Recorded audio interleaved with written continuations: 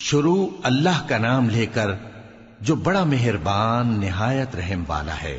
الف لام را، یہ کتاب روشن کی آیتیں ہیں۔ ہم نے اس قرآن کو عربی میں نازل کیا ہے تاکہ تم لوگ سمجھ سکو۔ اے پیغمبر، ہم اس قرآن کے ذریعے سے جو ہم نے تمہاری طرف بھیجا ہے تمہیں ایک نہایت اچھا قصہ سناتے ہیں، اور تم اس سے پہلے بے خبر تھے۔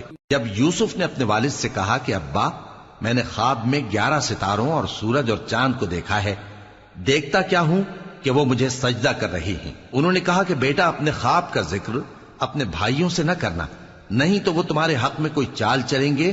کچھ شک نہیں کہ شیطان انسان کا کھلا دشمن ہے، اور اسی طرح اللہ تمہیں برگزیدہ و ممتاز کرے گا اور خواب کی باتوں کی تعبیر کا علم سکھائے گا، اور جس طرح اس نے اپنی نعمت پہلے تمہارے دادا پر دادا ابراہیم اور اسحاق پر پوری کی تھی، اسی طرح تم پر اور اولاد یعقوب پر پوری کرے گا۔ بے شک تمہارا پروردگار سب کچھ جاننے والا ہے، حکمت والا ہے۔ ہاں، یوسف اور ان کے بھائیوں کے قصے میں پوچھنے والوں کے لیے بہت سی نشانیاں ہیں۔ جب انہوں نے آپس میں تذکرہ کیا کہ یوسف اور اس کا بھائی ابا کو ہم سے زیادہ پیارے ہیں، حالانکہ ہم جماعت کی جماعت ہیں، کچھ شک نہیں کہ ابا کھلی غلطی پر ہیں۔ یوسف کو یا تو جان سے مار ڈالو یا کسی ملک میں پھینک آؤ، پھر ابا کی توجہ صرف تمہاری طرف ہو جائے گی، اور اس کے بعد تم نیک لوگوں میں ہو جاؤ گے۔ ان میں سے ایک کہنے والے نے کہا کہ یوسف کو جان سے نہ مارو، کسی اندھے کنویں میں ڈال دو کہ کوئی راہگیر اسے نکال کر کسی دوسرے ملک میں لے جائے گا۔ اگر تم کو کرنا ہی ہے تو یوں کرو۔ یہ مشورہ کر کے وہ اپنے والد سے کہنے لگے کہ ابا جان، کیا سبب ہے کہ آپ یوسف کے بارے میں ہمارا اعتبار نہیں کرتے، حالانکہ ہم اس کے خیر خواہ ہیں؟ کل اسے ہمارے ساتھ بھیج دیجئے کہ خوب میوے کھائے اور کھیلے کودے، ہم اس کے نگہبان ہیں۔ انہوں نے کہا کہ یہ امر مجھے غمناک کیے دیتا ہے کہ تم اسے لے جاؤ، یعنی وہ مجھ سے جدا ہو جائے، اور مجھے یہ بھی خوف ہے کہ تم کھیل میں اس سے غافل ہو جاؤ اور اسے بھیڑیا کھا جائے۔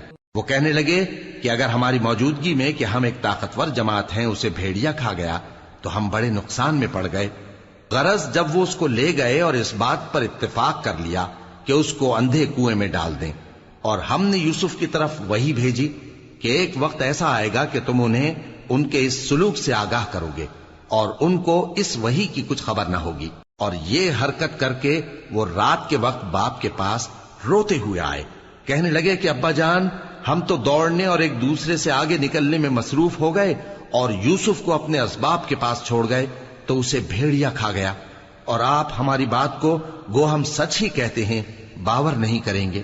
اور ان کے کرتے پر جھوٹ موٹ کا لہو بھی لگا لائے۔ یعقوب نے کہا کہ یوں نہیں ہے، بلکہ تم اپنے دل سے یہ بات بنا لائے ہو۔ اچھا، صبر کہ وہی خوب ہے، اور جو تم بیان کرتے ہو اس کے بارے میں اللہ ہی سے مدد چاہیے۔ اور اب اللہ کی شان دیکھو کہ اس کنویں کے قریب ایک قافلہ آوارد ہوا اور انہوں نے پانی کے لیے اپنا سقا بھیجا، تو اس نے کنویں میں ڈول لٹکایا، یوسف اس سے لٹک گئے۔ وہ بولا، زہے قسمت، یہ تو ایک لڑکا ہے، اور اس کو قیمتی سرمایہ سمجھ کر چھپا لیا۔ اور جو کچھ وہ کرتے تھے اللہ کو خوب معلوم تھا، اور انہوں نے اس کو تھوڑی سی قیمت یعنی مادود چند درہموں پر بیچ ڈالا، اور وہ اس سے بیزار ہو رہے تھے۔ اور مصر میں جس شخص نے اس کو خریدا، اس نے اپنی بیوی سے جس کا نام زلیخا تھا کہا کہ اس کو عزت و اکرام سے رکھو، عجب نہیں کہ یہ ہمیں فائدہ دے یا ہم اسے بیٹا بنا لیں۔ اس طرح ہم نے یوسف کو سرزمین مصر میں جگہ دی، اور غرض یہ تھی کہ ہم ان کو خواب کی باتوں کی تعبیر سکھائیں، اور اللہ اپنے کام پر غالب ہے لیکن اکثر لوگ نہیں جانتے۔ اور جب وہ اپنی جوانی کو پہنچے تو ہم نے ان کو دانائی اور علم عطا کیا، اور نیکوکاروں کو ہم اسی طرح بدلہ دیا کرتے ہیں۔ اور جس عورت کے گھر میں وہ رہتے تھے اس نے ان کو اپنی طرف مائل کرنا چاہا، اور دروازے بند کر کے کہنے لگی، یوسف جلدی آؤ۔ انہوں نے کہا کہ اللہ پناہ میں رکھے، وہ یعنی تمہارے میاں تو میرے آقا ہیں، انہوں نے مجھے اچھی طرح سے رکھا ہے، میں ایسا ظلم نہیں کر سکتا، بے شک ظالم لوگ فلاح نہیں پائیں گے۔ اور اس عورت نے ان کا قصد کیا اور انہوں نے اس کا قصد کیا۔ اگر وہ اپنے پروردگار کی نشانی نہ دیکھتے تو جو ہوتا سو ہوتا۔ یوں اس لیے کیا گیا کہ ہم ان سے برائی اور بے حیائی کو روک دیں، بے شک وہ ہمارے چنے ہوئے بندوں میں سے تھے۔ اور دونوں دروازے کی طرف بھاگے، آگے یوسف پیچھے زلیخا۔ اور عورت نے ان کا کرتا پیچھے سے پکڑ کر جو کھینچا تو پھاڑ ڈالا، اور دونوں کو دروازے کے پاس عورت کا خاوند مل گیا۔ تو عورت بولی کہ جو شخص تمہاری بیوی کے ساتھ برا ارادہ کرے اس کی اس کے سوا کیا سزا ہے کہ یا تو قید کیا جائے یا اسے دکھ کا عذاب دیا جائے۔ یوسف نے کہا اسی نے مجھ کو اپنی طرف مائل کرنا چاہا تھا، اور اس کے خاندان میں سے ایک گواہ نے گواہی دی کہ اگر اس کا کرتا آگے سے پھٹا ہو تو یہ سچی اور یوسف جھوٹا ہے، اور اگر کرتا پیچھے سے پھٹا ہو تو یہ جھوٹی اور وہ سچا ہے۔ سو جب اس کا کرتا دیکھا تو پیچھے سے پھٹا تھا، تب اس نے زلیخا سے کہا کہ یہ تمہارا ہی فریب ہے، اور کچھ شک نہیں کہ تم عورتوں کے فریب بڑے بھاری ہوتے ہیں۔ یوسف اس بات کا خیال نہ کر، اور زلیخا تو اپنے گناہ کی بخشش مانگ، بے شک خطا تیری ہی ہے۔ اور شہر میں عورتیں گفتگویں کرنے لگیں کہ عزیز کی بیوی اپنے غلام کو اپنی طرف مائل کرنا چاہتی ہے، اور اس کی محبت اس کے دل میں گھر کر گئی ہے، ہم دیکھتی ہیں کہ وہ کھلی گمراہی میں ہے۔ پھر جب زلیخا نے ان عورتوں کی گفتگو جو حقیقت میں دیدار یوسف کے لیے ایک چال تھی سنی، تو ان کے پاس دعوت کا پیغام بھیجا اور ان کے لیے ایک محفل مرتب کی، اور پھل تراشنے کے لیے ہر ایک کو ایک ایک چھری دی، اور یوسف سے کہا کہ ان کے سامنے آؤ۔ جب عورتوں نے ان کو دیکھا تو ان کا روب حسن ان پر ایسا چھا گیا کہ پھل تراشتے تراشتے اپنے ہاتھ کاٹ لیے، اور بے ساختہ بول اٹھی کہ اللہ پاک ہے، یہ آدمی نہیں، یہ تو کوئی بزرگ فرشتہ ہے۔ زلیخا نے کہا تو یہ وہی ہے جس کے بارے میں تم مجھے تانے دیتی تھیں، اور بے شک میں نے اس کو اپنی طرف مائل کرنا چاہا مگر یہ بچا رہا، اور اگر یہ وہ کام نہ کرے گا جو میں اسے کہتی ہوں تو قید کر دیا جائے گا اور ذلیل ہوگا۔ یوسف نے دعا کی کہ پروردگار جس کام کی طرف یہ مجھے بلاتی ہیں اس کی نسبت مجھے قید پسند ہے، اور اگر تو مجھ سے ان کے فریب کو نہ ہٹائے گا تو میں ان کی طرف مائل ہو جاؤں گا اور نادانوں میں سے ہو جاؤں گا۔ پس ان کے رب نے ان کی دعا قبول کر لی اور ان سے عورتوں کا داؤں ٹال دیا، بے شک وہی تو سننے والا ہے، جاننے والا ہے۔ پھر باوجود اس کے کہ وہ لوگ ان کی بے گناہی کے نشان دیکھ چکے تھے، ان کی رائے یہی ٹھہری کہ کچھ عرصے کے لیے ان کو قید ہی کر دیں، اور ان کے ساتھ دو اور جوان بھی داخل زندہ ہوئے۔ ایک نے ان میں سے کہا کہ میں نے خواب دیکھا ہے، دیکھتا کیا ہوں کہ شراب کے لیے انگور نچوڑ رہا ہوں۔ دوسرے نے کہا کہ میں نے بھی خواب دیکھا ہے، میں یہ دیکھتا ہوں کہ اپنے سر پر روٹیاں اٹھائے ہوئے ہوں اور پرندے ان میں سے کھا رہے ہیں، تو ہمیں ان کی تعبیر بتا دیجئے کہ ہم تمہیں نیکوکار دیکھتے ہیں۔ یوسف نے کہا کہ جو کھانا تم کو ملنے والا ہے وہ آنے نہیں پائے گا کہ میں اس سے پہلے تم کو اس کی تعبیر بتا دوں گا۔ یہ ان باتوں میں سے ہے جو میرے پروردگار نے مجھے سکھائی ہیں۔ جو لوگ اللہ پر ایمان نہیں لاتے اور آخرت کا انکار کرتے ہیں، میں نے ان کا مذہب چھوڑ دیا ہے، اور میں اپنے باپ دادا ابراہیم اور اسحاق اور یعقوب کے مذہب پر چلتا ہوں۔ ہمیں شایع نہیں ہے کہ کسی چیز کو اللہ کے ساتھ شریک بنائیں، یہ اللہ کا فضل ہے ہم پر بھی اور لوگوں پر بھی، لیکن اکثر لوگ شکر نہیں کرتے۔ اے میرے قید خانے کے رفیقو، بھلا کئی جدا جدا آقا اچھے یا اللہ جو اکیلا ہے سب پر غالب ہے؟ جن چیزوں کی تم اللہ کے سوا پرستش کرتے ہو وہ صرف نام ہی نام ہیں جو تم نے اور تمہارے باپ دادا نے رکھ لیے ہیں، اللہ نے ان کی کوئی سند نازل نہیں کی۔ سن رکھو کہ اللہ کے سوا کسی کی حکومت نہیں ہے، اس نے ارشاد فرمایا ہے کہ اس کے سوا کسی کی عبادت نہ کرو، یہی سیدھا دین ہے، لیکن اکثر لوگ نہیں جانتے۔ اے میرے قید خانے کے رفیقو، تم میں سے ایک جو پہلا خواب بیان کرنے والا ہے وہ تو اپنے آقا کو شراب پلایا کرے گا، اور جو دوسرا ہے وہ سولی دیا جائے گا اور پرندے اس کا سر نوچ کھائیں گے۔ جو بات تم مجھ سے پوچھتے تھے وہ فیصل ہو چکی ہے، اور ان دونوں میں سے جس کی نسبت یوسف نے خیال کیا کہ وہ رہائی پا جائے گا اس سے کہا کہ اپنے آقا سے میرا ذکر بھی کر دینا۔ پھر شیطان نے اسے ان کا اپنے آقا سے ذکر کرنا بھلا دیا، اور یوسف کئی برس قید خانے ہی میں رہے۔ اور بادشاہ نے کہا کہ میں نے خواب دیکھا ہے، دیکھتا کیا ہوں کہ 7 موٹی گائیں ہیں جن کو 7 دبلی گائیں کھا رہی ہیں، اور 7 خوشے سبز ہیں اور 7 خشک۔ اے درباریو، اگر تم خوابوں کی تعبیر دے سکتے ہو تو مجھے میرے خواب کی تعبیر بتاؤ۔ انہوں نے کہا یہ خواب تو پریشان خیالی سے ہیں، اور ہمیں ایسے خوابوں کی تعبیر نہیں آتی۔ اور وہ شخص جو دونوں قیدیوں میں سے رہائی پا گیا تھا اور جسے مدت کے بعد وہ بات یاد آ گئی، بول اٹھا کہ میں آپ کو اس کی تعبیر لا بتاتا ہوں، مجھے قید خانے جانے کی اجازت دیجیے۔ غرض وہ یوسف کے پاس آیا اور کہنے لگا، یوسف، اے بڑے سچے یوسف، ہمیں اس خواب کی تعبیر بتائیے کہ 7 موٹی گایوں کو 7 دبلی گائیں کھا رہی ہیں، اور 7 خوشے سبز ہیں اور 7 سوکھے، تاکہ میں لوگوں کے پاس واپس جا کر تعبیر بتاؤں۔ عجب نہیں کہ وہ تمہاری قدر جانے۔ انہوں نے کہا کہ تم لوگ 7 سال متواتر کھیتی کرتے رہو گے، تو جو غلہ کاٹو تو تھوڑے سے غلے کے سوا جو کھانے میں آئے باقی کو خوشوں میں ہی رہنے دینا۔ پھر اس کے بعد خشک سالی کے 7 سخت سال آئیں گے کہ جو غلہ تم نے جمع کر رکھا ہوگا وہ سب کو کھا جائیں گے، صرف وہی تھوڑا سا رہ جائے گا جو تم احتیاط سے رکھ چھوڑو گے۔ پھر اس کے بعد ایک ایسا سال آئے گا کہ خوب مے برسے گا اور لوگ اس میں رس نچوڑیں گے۔ اور یہ تعبیر سن کر بادشاہ نے حکم دیا کہ یوسف کو میرے پاس لے آؤ۔ سو جب قاصد ان کے پاس گیا تو انہوں نے کہا کہ اپنے آقا کے پاس واپس جاؤ اور اس سے پوچھو کہ ان عورتوں کا کیا حال ہے جنہوں نے اپنے ہاتھ کاٹ لیے تھے، بے شک میرا پروردگار ان کے فریب سے خوب واقف ہے۔ بادشاہ نے عورتوں سے پوچھا کہ تمہارا کیا قصہ تھا جب تم نے یوسف کو اپنی طرف مائل کرنا چاہا؟ سب بول اٹھیں کہ اللہ پاک ہے، ہم نے اس میں کوئی برائی معلوم نہیں کی۔ عزیز کی بیوی نے کہا، اب سچی بات تو ظاہر ہو ہی گئی ہے، اصل یہ ہے کہ میں نے اس کو اپنی طرف مائل کرنا چاہا تھا اور وہ بے شک سچا ہے۔ یوسف نے کہا کہ میں نے یہ بات اس لیے پوچھی ہے کہ عزیز کو یقین ہو جائے کہ میں نے اس کی پیٹھ پیچھے اس کی امانت میں خیانت نہیں کی، اور اللہ خیانت کرنے والوں کی چال کو چلنے نہیں دیتا۔ اور میں اپنے آپ کو پاک صاف نہیں کہتا، کیونکہ نفس امارہ انسان کو برائی ہی سکھاتا رہتا ہے، مگر یہ کہ میرا پروردگار رحم فرمائے، بے شک میرا پروردگار بخشنے والا ہے، مہربان ہے۔ اور بادشاہ نے حکم دیا کہ اسے میرے پاس لاؤ، میں اسے اپنا مصاحب خاص بناؤں گا۔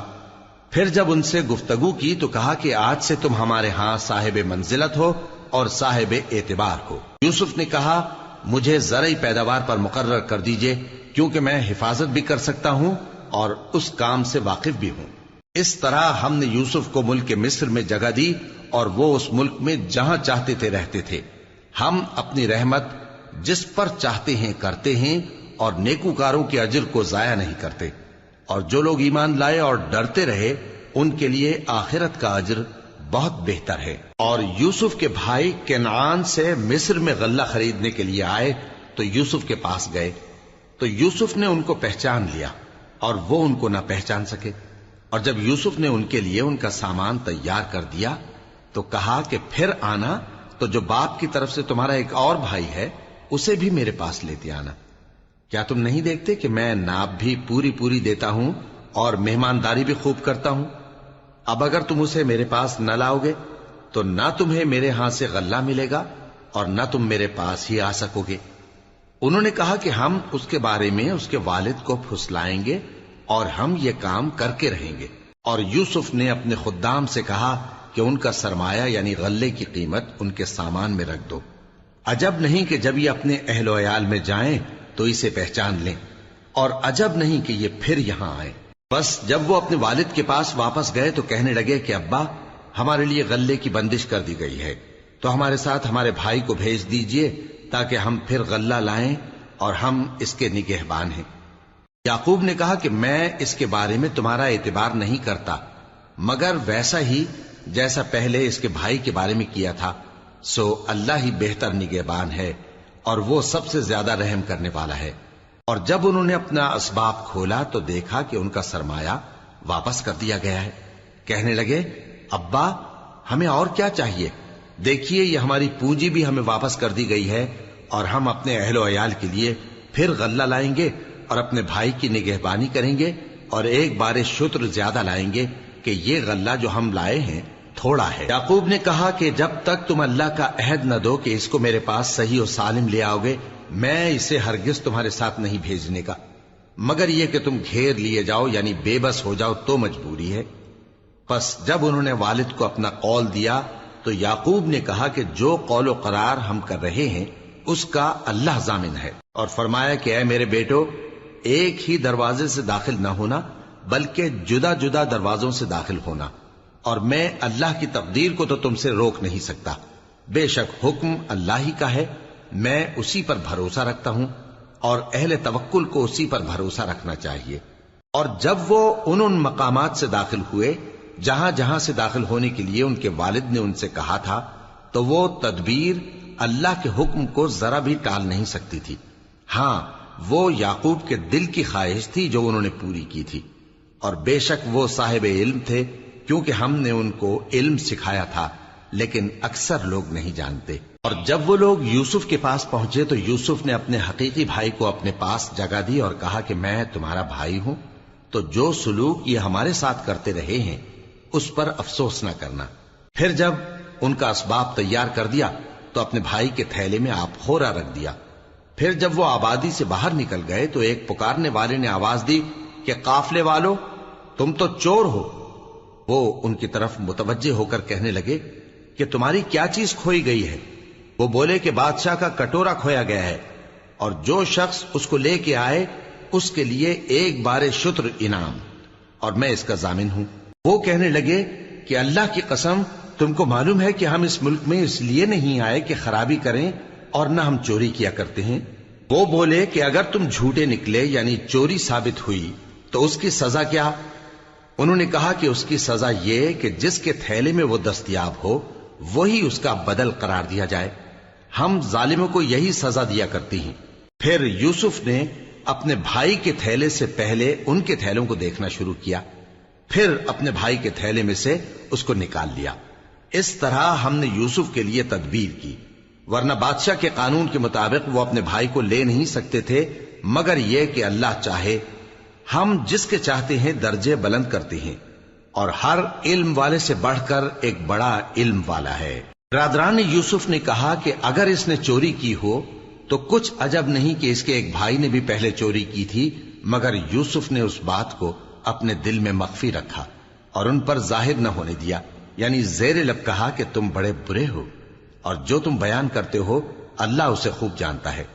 وہ کہنے لگے کہ اے عزیز، اس کے والد بہت بوڑھے ہیں اور اس سے بہت محبت رکھتے ہیں، تو اس کو چھوڑ دیجئے اور اس کی جگہ ہم میں سے کسی کو رکھ لیجئے، ہم دیکھتے ہیں کہ آپ احسان کرنے والے ہیں. یوسف نے کہا کہ اللہ پناہ میں رکھے کہ جس شخص کے پاس ہم نے اپنی چیز پائی ہے اس کے سوا کسی اور کو پکڑ لیں. ایسا کریں تو ہم بڑے بے انصاف ہیں. آخر جب وہ اس سے نا امید ہو گئے تو الگ ہو کر صلاح کرنے لگے.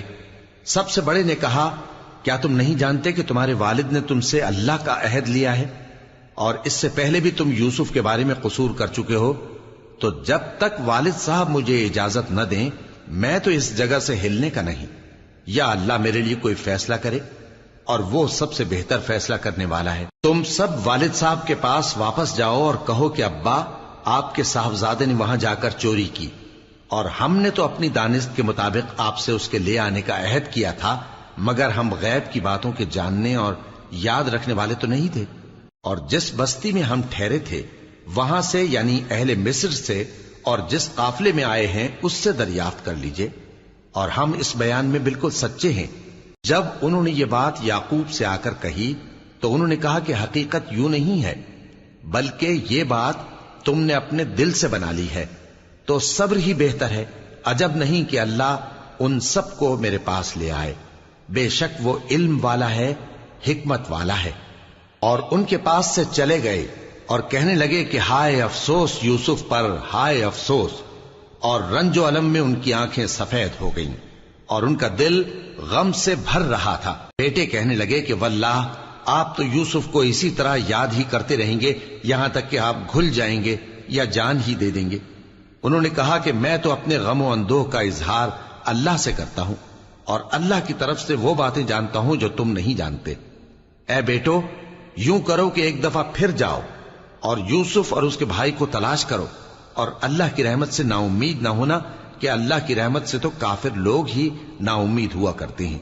پھر جب وہ یوسف کے پاس گئے تو کہنے لگے کہ اے عزیز، ہمیں اور ہمارے اہل و عیال کو بڑی تکلیف ہو رہی ہے، اور ہم یہ تھوڑا سا سرمایہ لائے ہیں، آپ ہمیں اس کے عوض پورا غلہ دے دیجئے اور ہم پر خیرات کیجئے کہ اللہ خیرات کرنے والوں کو ثواب دیتا ہے. یوسف نے کہا تمہیں معلوم ہے کہ جب تم نادانی میں پھنسے ہوئے تھے تو تم نے یوسف اور اس کے بھائی کے ساتھ کیا کیا تھا؟ وہ بولے کیا واقعی تم ہی یوسف ہو؟ انہوں نے کہا ہاں میں یوسف ہوں، اور بن یامین کی طرف اشارہ کر کے کہنے لگے یہ میرا بھائی ہے، اللہ نے ہم پر بڑا احسان کیا ہے، جو شخص اللہ سے ڈرتا اور صبر کرتا ہے تو اللہ نیکوکاروں کا اجر ضائع نہیں کرتا۔ وہ بولے اللہ کی قسم اللہ نے تم کو ہم پر فضیلت بخشی ہے اور بے شک ہم خطا کار تھے۔ یوسف نے کہا کہ آج کے دن تم پر کوئی ملامت نہیں، اللہ تم کو معاف کرے اور وہ سب سے بڑھ کر رحم کرنے والا ہے۔ یہ میرا کرتا لے جاؤ، پھر اسے والد صاحب کے منہ پر ڈال دینا تو وہ بینا ہو جائیں گے، اور اپنے تمام اہل و عیال کو میرے پاس لے آؤ۔ اور جب قافلہ مصر سے روانہ ہوا تو ان کے والد کہنے لگے کہ اگر مجھ کو یہ نہ کہو کہ بوڑھا بہک گیا ہے تو مجھے تو یوسف کی بو آ رہی ہے۔